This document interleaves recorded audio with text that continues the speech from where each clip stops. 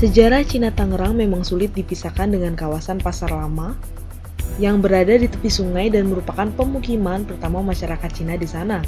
Struktur tata ruangnya sangat baik dan itu merupakan cikal bakal kota Tangerang.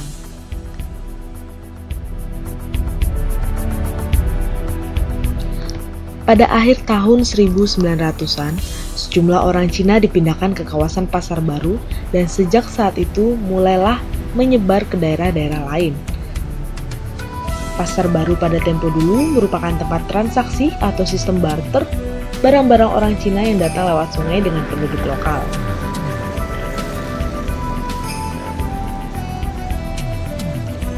Mengenai asal-usul kata Cina Benteng, tidak terlepas dari kehadiran Benteng Makassar. Benteng yang dibangun pada zaman kolonial Belanda itu sekarang sudah rata dengan tanah, yang terletak di tepi sungai Cisadane di pusat kota Tangerang. Pada saat itu, banyak orang Cina Tangerang yang kurang mampu tinggal di luar Benteng Makassar. Mereka terkonsentrasi di daerah sebelah utara, yaitu di Sewan dan Kampung Melayu. Mereka berdiam di sana sejak tahun 1700-an. Dari sanalah muncul istilah Cina Benteng. Pada tahun 1740 terjadi pemberontakan orang Cina menyusul keputusan Gubernur Jenderal Falkenir untuk menangkapi orang-orang Cina yang dicurigai. Mereka akan dikirim ke Sri Lanka untuk dipekerjakan di perkebunan-perkebunan milik VOC.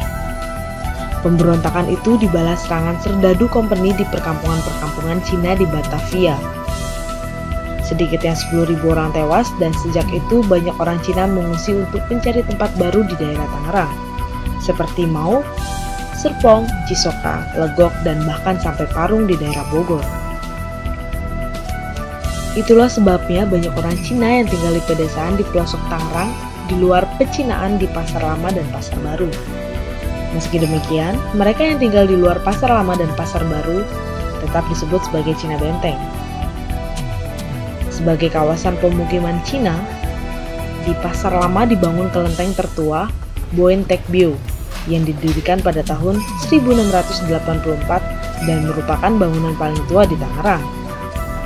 5 tahun kemudian, tepatnya pada tahun 1869, di Pasar Baru dibangun kelenteng Bon San Bio. Kedua kelenteng itulah saksi sejarah bahwa orang-orang Cina sudah berdiam di Tangerang lebih dari 3 abad silam.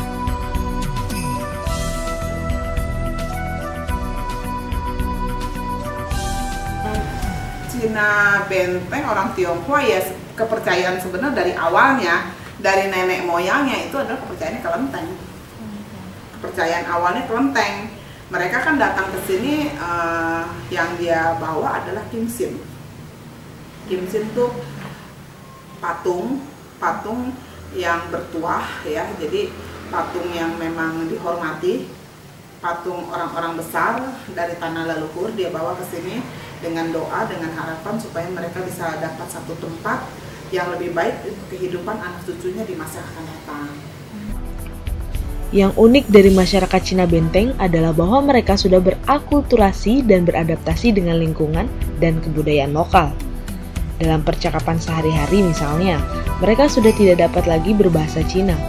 Logat mereka bahkan sudah sangat Sunda pinggiran bercampur Betawi.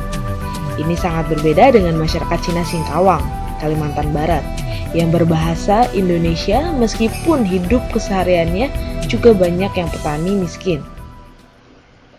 Bahasa yang mereka gunakan untuk berkomunikasi di antara mereka, sesama mereka sendiri, itu akhirnya kebanyakan menggunakan bahasa Melayu yang diperuntukkan bagi orang-orang Tionghoa, yang dikenal sebagai Melayu Tionghoa tersebut. Namun karena mereka juga berinteraksi dengan kalangan yang lain, termasuk orang Sunda, orang Jawa, orang Bali, dan orang Melayu sendiri, akhirnya mereka mengembangkan sebuah bahasa yang dikenal sebagai bahasa Melayu Pasar atau bahasa Melayu Gado-Gado. Agak mirip dengan bahasa Betawi sekarang yang gado-gado, karena unsurnya bisa diketahui berasal dari berbagai suku bangsa yang ada di Indonesia. Namun dengan tambahan dialek-dialek khas yang memang merupakan kosakata dari orang Tionghoa sendiri. Yang khas dari masyarakat Cina Benteng adalah pakaian pengantin yang merupakan campuran budaya Cina dan Betawi. Pakaian pengantin laki-laki merupakan pakaian kebesaran dinasti Qing, seperti terlihat dari topinya. sedangkan pakaian pengantin perempuan hasil akulturasi Cina Betawi yang tampak pada kembang goyang. Meski demikian, masyarakat Cina Benteng masih mempertahankan dan melestarikan adat istiadat nenek moyang mereka yang sudah ratusan tahun. Ini terlihat pada tata cara upacara perkawinan dan kematian. Salah satunya tampak pada keberadaan meja abu di setiap rumah orang Cina Benteng. Beberapa tradisi leluhur yang masih dipertahankan antara lain Cap Gomeh atau perayaan 15 hari setelah Imlek, Pek Chun, Tiong Chiu Pia atau kue bulan, dan Pek Gui Cap Ku atau hari kesempurnaan.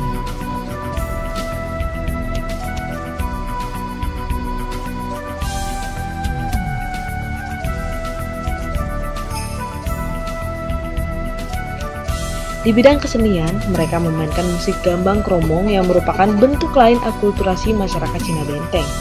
Sebab, gambang kromong selalu dimainkan dalam pesta-pesta perkawinan. Umumnya diwarnai tari cokek yang sebenarnya merupakan budaya tayub masyarakat Sunda pesisir seperti Indramayu.